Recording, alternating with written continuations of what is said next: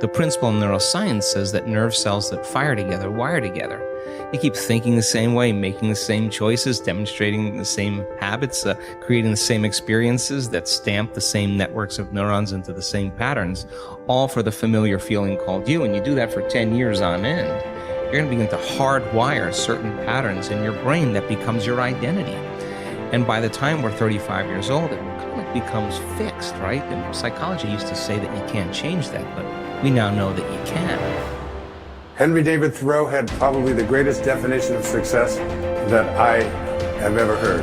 He said, if you advance confidently in the direction of your own dreams and endeavor to live the life which you have imagined, you will meet with a success unexpected in common hours. It will chase after you if you can place into your imagination what it is that you would like to attract and begin to feel it. That which you feel yourself to be, you are. And you are given that which you are. So assume the feeling that would be yours were you already in possession of your wish. And your wish must be realized. So live in the feeling of being the one you want to be, and that you shall be. Inspire yourself into the right direction. Look, find things to latch onto, hook on to things that inspire you, fill your eyes and your soul with them, and know that this is your power. This is the advantage you have over everyone else. You fill yourself up with things that inspire you and fuel you day after day after day. See, if you're playing it safe, you're not going to win. If you're playing it safe, like that old saying, you were taught when you were a little girl, better to be safe than sorry. Well, that's a bunch of crap. It's not better to be safe than sorry. It's by trying things that you figure out how far you can go. You got to get outside the box. Like it's reported, Edison tried 3,000 ways before he built the incandescent light. He said he didn't fail 3,000 times. He said there was 3,000 different steps to building a light bulb. Well, there's different steps to get to where you're going. And I really do treat winning and losing exactly the same. I do not let it upset me. So as you begin to look at this decade and affirming that this is your decade, as you set goals that will make you stretch, that will bring out the best in you, as you begin to remove the negative, toxic people from your life, as you decide to take some chances in life, and that's one of the things that's very important. Viscard said, if you're not willing to risk, you cannot grow. And if you cannot grow, you cannot become your best. And if you cannot become your best, you cannot be happy. You can't be happy. And what else is there? This is time for a little truth. Maybe you need to become much wiser than you are at the moment. You need to become stronger. You need to have better health. Maybe you need a little coaching to really become the person I want to become. I'm going to have some coaching. Physical coaching, spiritual coaching, developing skills coaching. To be the influence you want to be, you got to build an incredible reputation. What kind of person must I be to attract all that I want in life and the people that I want and the opportunities that I want? You knock on the door and opportunity opens. You must stand there as a very attractive person, or you may not be invited. One of the most mysterious and unique phrases that Jesus ever used. Here's what he said. I stand at the door and if you opened the door, would you probably invite him in? This extraordinary person.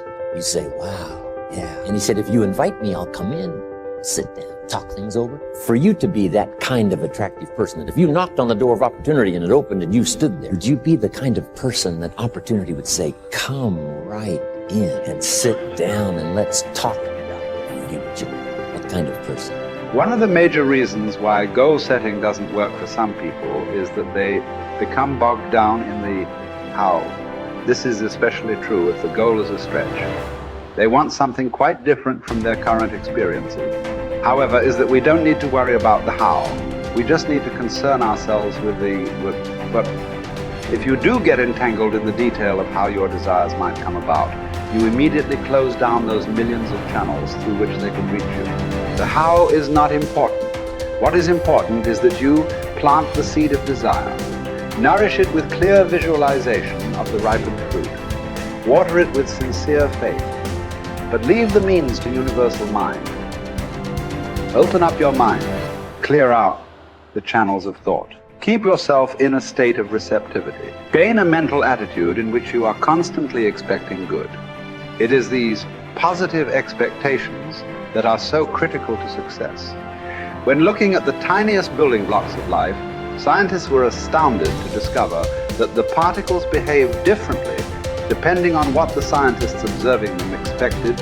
It's the same in your life. We will rise or fall to meet our expectations, or those others afterwards. No doubt you will have heard of the self-fulfilling prophecy. But do you know who first coined the term? It was a sociologist called Robert K. Merton. In his book, Social Theory and Social Structure, he states, "The self-fulfilling prophecy is, in the beginning, a false definite of the situations, evoking a new behavior which makes the original false conception come true. This specious validity of the self-fulfilling prophecy perpetuates a reign of error. For the prophet will cite the actual course of events as proof that he was right from the very beginning. In other words, if you make up your mind about something, then you immediately influence your behavior and ultimately your results. Whether your assumption is true or not is irrelevant, because the belief that it is will alter your behavior to bring about a reign of error that vindicates your initial assumption. So, forget about the how. Collier reminds us, your part is to impress upon mind your need, your earnest desire, your boundless belief in the resources, and the willingness of universal mind to help you. In other words, expect the best and it will do the rest. So you have to constantly pour energy into your own life to make sure that you're making progress to your goals if you're going to eventually achieve success. And the only way that you're going to be able to do that is to have a growth mindset. Now, really simply, a growth mindset is that you believe that your talent and intelligence are not fixed traits, that you can get better at something as you put time and energy into getting better at that thing. It's what I call the only belief that matters. The only belief that matters is that by applying time and energy into something, you will actually get better at it. Now, once you believe that, everything in your life downstream of that gets better, because now you know, oh, I messed up at this thing, I suck at that thing, the world is trying to stop me from doing that thing, the world is effective at stopping me from doing that thing. Oh, word? All I need to do is go and get better and I can outperform people. As Kobe Bryant said, and this has become my favorite quote in the world, boos don't block dunks. Now, what did he mean by that? He meant that no matter what, you can get so good that people can't stop you.